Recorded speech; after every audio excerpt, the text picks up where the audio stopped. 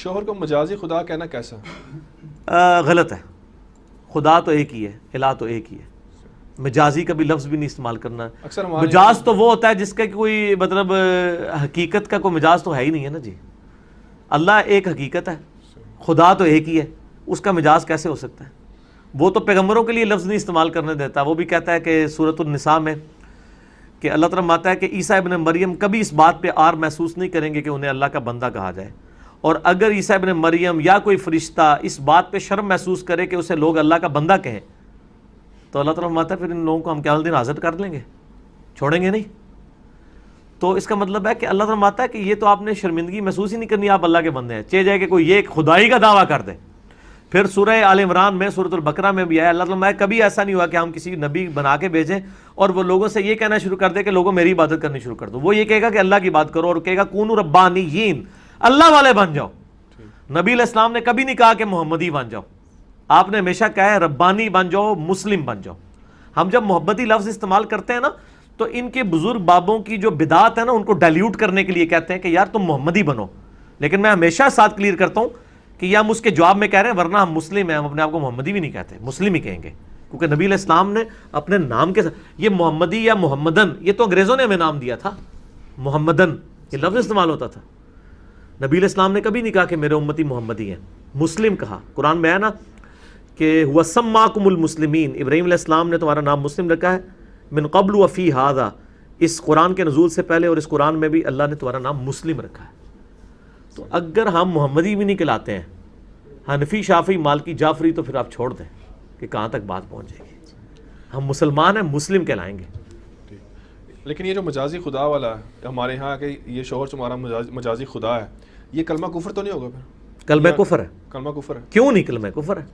خدا کا تو کوئی مجاز ہے ہی نہیں ہے نا سر. اچھا چلیں چھوڑ دیں، ابھی آپ کو سمجھ آئے گا. میں آپ کو سب کانٹیننٹ کے کلچر میں جواب دیتا ہوں. اگر کوئی شخص کہ یہ تمہارا شوہر تمہارا مجازی نبی ہے، ہاں نبی واسطے تہاڈی رگ بڑک دی، اللہ سے نہیں بڑک دی. اس تو انداز لگا لو کہ سب کانٹیننٹ نے تانوں کیسی بددین بنایا ہے. تو یہ جو مجازی خدا کہتا ہے نا، اس کو خدا تو بڑی چیز ہے نا. تسی جڑے بن کے نا اپنی زنانی کو میں تیرا مجازی نبی ہوں تو لگ پتا جائے گا تنوں پھر. ٹھیک ہے نا. پہلے تو زنانی جڑا نا تیرا سر لائے گی. ٹھیک ہے. لیکن آپ دیکھ لیں کہ کیا انہوں نے غلط دین آپ کو سکھایا ہے کہ مجازی خدا تو عام مشہور ہے، مجازی نبی کوئی لفظ نہیں استعمال کرتا. میں آپ کو بتا رہا ہوں کہ انڈیا، پاکستان، بنگلہ دیش نے اور میں علماء نے، فرقوں کے بزرگوں نے دین کا وہ حلیہ بگاڑا ہے کہ انہوں نے شرک کی کوئی قسم نہیں جانے دی ہے. ہر جگہ شرک داخل کیا ہے اور ہمیشہ شرک داخل نبیوں کے ذریعے کروایا جاتا ہے. عیسائیوں نے شرک حضرت عیسیٰ کے نام کے اوپر کھڑا کیا ہے. کسی عام آدمی کے نام پہ تو ہو ہی نہیں سکتا، اس کی اوقات کیا ہے؟ نبی تو ایک عزت والا ہوتا ہے. یہاں پہ بھی مسلمانوں میں جو اس قسم کے غیر محسوس شرک آئے ہیں وہ نبی علیہ السلام کی ذات کو سینٹرڈ کر کے. خدا کا پکڑا چھڑائے محمد، محمد کا پکڑا چھڑا نہیں سکتا. حالانکہ قرآن پاک میں کیا آیت آئی ہے، اے نبی علیہ السلام جس کو ہم پکڑ لیں کیا تم اسے اللہ کے عذاب سے چھڑا سکتے ہو؟ قرآن تو یہ کہہ رہا ہے. ٹھیک ہو گیا. تو یہ پورے کا پورا انہوں نے حلیہ بگاڑ دیا ہے اور اس کو عشق رسول کا نام دیتے ہیں. عشق اللہ سنا جی آج تک کدے لفظ؟ کیوں؟ اللہ نال نہیں عشق ہو سکتا. دیکھ لیں آپ، عشق رسول لفظ استعمال ہوتا ہے، عشق اللہ نہیں لفظ استعمال ہوتا. کیوں نہیں ہوتا؟ یہ ساری کی ساری جذباتیت انسان کے اندر جو ہے نا، شخصیت کے ساتھ جو اٹیچمنٹ ہے نا، یہ موجود ہے اور اس چیز کو شیطان پھر اویل کرتا ہے. اور انہی چیزوں کو نبی علیہ السلام نے بار بار کنڈیم کیا ہے. دیکھیں میں اگر کنڈیم کروں نا اپنی طرف سے تو آپ کو کوئی ڈاؤٹ ہو سکتا ہے. اگر نبی علیہ السلام خود کنڈیم کر دیں، بخاری میں حدیث ہے، دیکھنا میری شان کو اس طرح بلند نہ کرنا جس طرح عیسائیوں نے حضرت عیسیٰ کو بلند کیا اور انہیں ڈیوینٹی میں کلیم کر دیا. مجھے تم نے اللہ کا بندہ اور اس کا رسول کہنا ہے، مجھے بڑھانا نہیں ہے. تو نبی علیہ السلام اس سے زیادہ کس وا شگاف الفاظ میں آپ کو سمجھائیں تو آپ کو بات سمجھ آئے گی. دیکھ لیں، نہیں سمجھ آ رہی لوگوں کو. کیا عورت اپنے شوہر کا نام لے کر اس کو پکار سکتی ہے؟ پکارے، کیا مسئلہ ہے؟ کوئی بید بھی نہیں ہے. مرد اپنی بیوی کا نام لے سکتا ہے، بیوی اپنے شوہر کا نام لے سکتی ہے، اس میں کوئی گستاخی والا مسئلہ نہیں ہے. ٹھیک ہے. نکاح کے بعد چھوہارے اور بید وغیرہ تقسیم کی جاتی ہے، اس میں کوئی شرعی سنت ہے، یہ تو نکاح کی اناؤنسمنٹ ہے، چھوارے تقسیم کرنا اور گوشت بنا کے تقسیم کرنا سنت ہے، کریں ضرور کریں۔ اچھا آج کل ایک نیا ٹرینڈ شروع ہو گیا ہے، جب شیعہ سنی کی شادی کہیں ہو جاتی ہے اللہ اللہ کر کے، تو وہ پھر دو نکاح کرواتے ہیں، ایک سنی والے سنی، تو یہ صرف نکاح نہیں دو ہو رہے ہیں، یہ تو جنازے بھی دو ہو رہے ہیں۔ اچھا ہاں جی ہاں جی، تو دونوں کوئی نہیں ہو رہے کیسے پوچھیں ٹیکنیکلی؟ جی شیعہ سے پوچھیں کہ سنیوں کا ہوا ہے، وہ کہیں گے ان کا نہیں ہوا، اور سنی کہیں گے کہ شیعہ کا نہیں ہوا، تو دونوں ہی نہیں ہوئے۔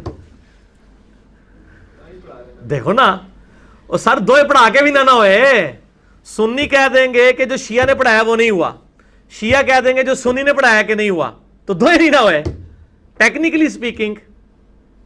ٹھیک ہے، ہمارے نزدیک تو دونوں ہی ہو گئے، ان کے نزدیک بتا رہا ہوں، ان کو کہ دونوں پڑھانے کا نہیں ہوگا، تیسرے کو پڑھواؤ۔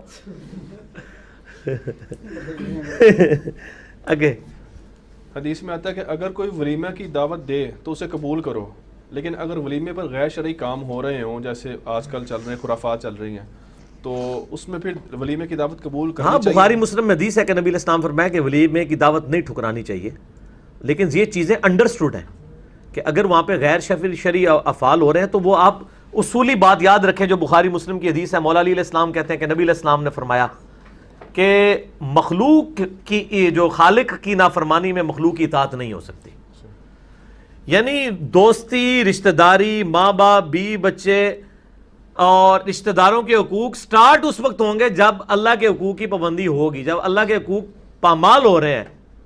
تو ان کے ساتھ جو دعوت قبول کرنے کا کس نے کہا ہوا ہے؟ نبی علیہ السلام نے۔ جو نبی کو ماننے کے لیے تیار نہیں ہو رہے ہیں وہ ہمیں اس نبی علیہ السلام کی حدیث کی دھونس کیسے لگا سکتے ہیں؟ تم تو خود نبی کے نافرمان ہو، اسی نبی کی حدیث سنا کے ہمیں ولیمے پہ بلا رہے تھے، تو تمہارے پاس تو اب اختیار ہی نہیں رہا بلانے کا، کیونکہ تم خود نافرمانی کر رہے ہو اور مجھ سے یہ کہہ رہے ہو کہ میں اطاعت اختیار کروں، جبکہ قرآن کہہ رہا ہے کہ جب اللہ اور اس کے رسول کی نافرمانی ہوگی تو پھر آپ نے مان ہی جانا۔ تو بہت قریبی رشتہ دار، میں اسی لیے شادیوں کو آخری درجے تک اوائڈ کرتا ہوں، بہت قریبی رشتہ دار ہیں، بس آخری ٹائم پہ وہاں کوئی بندہ بٹھا دیں آپ اس کو، کہ جب کھانا کھلنے لگے تو آپ کو ایک مس کال دے دے، جا کے کھانا کھائیں اور ایک خوبصورت سے لفافے میں پیسے ڈال کے آپ سلامی دیں آئیں، وہ آپ سے خوش ہوں گے، آپ سے یہ بھی نہیں پوچھیں گے آپ لیٹ کیوں آئے ہیں۔ مسئلہ ہی حال ہے، اصل میں تو مسئلہ وہ ہوتا ہے نا، خوش ہو جائیں گے، بے فکر رہیں آپ۔ نہیں، آپ نے کہا نا کہ اللہ تعالیٰ کی اطاعت میں ساری چیزیں ہیں۔ ہاں جی ہاں جی، ٹھیک ہے، تو اس میں یہ آگے سے بات کر دیتے ہیں کہ جی اللہ تعالیٰ تو اپنے حقوق معاف بھی کر سکتا ہے، حقوق العباد معاف نہیں کر سکتا۔ حقوق تو ختم ہو گئے نا، ایک بندہ جو ہے وہ ایک بندے کو گناہ کے کام کے اوپر مدعو کرتا ہے اپنے گھر میں، تو اس کو حقوق العباد کہہ دے گا وہ؟ یہ حقوق العباد کہیں پہ ہیں کہ جہاں پہ گناہ کا کام ہو رہا ہو آپ نے اس میں شریک ہونا ہے؟ اگر یہ قرآن حدیث میں کہیں حقوق العباد ہے تو یہ حقوق العباد ہے۔ نیکی کے کاموں میں شریک ہونا حقوق العباد ہے نا سر، گناہ کے کاموں میں تو نہیں ہے۔ ایک بندے نے شراب کی پارٹی گھر میں کی ہے اور وہ کہتا ہے دعوت قبول کرنا جو ہے سنت ہے، تو آؤ میرے ساتھ شراب پیو گے، نہیں پیو گے میرا دل دکھ جائے گا، اور میرا دل دکھا تو کعبے کی اینٹ سے اینٹ بج جائے گی، تیری اینٹ نہ لٹ بجے گی، ایسی دی تیسی تیری، تو شراب دی محفل سجائی ہوئی ہے۔ ٹھیک ہو گیا؟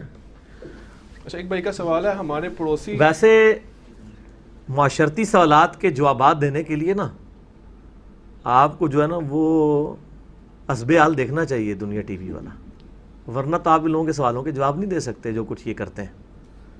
یہ دیکھ رہے ہیں سر، تماشا ہی بنایا ہوا انہوں نے، یعنی آپ کی سینس آف ہیومر یہ ہونی چاہیے، پھر آپ کو پتہ چلے گا آپ نے ان کو الزامی جواب پھکی کیسے دینے۔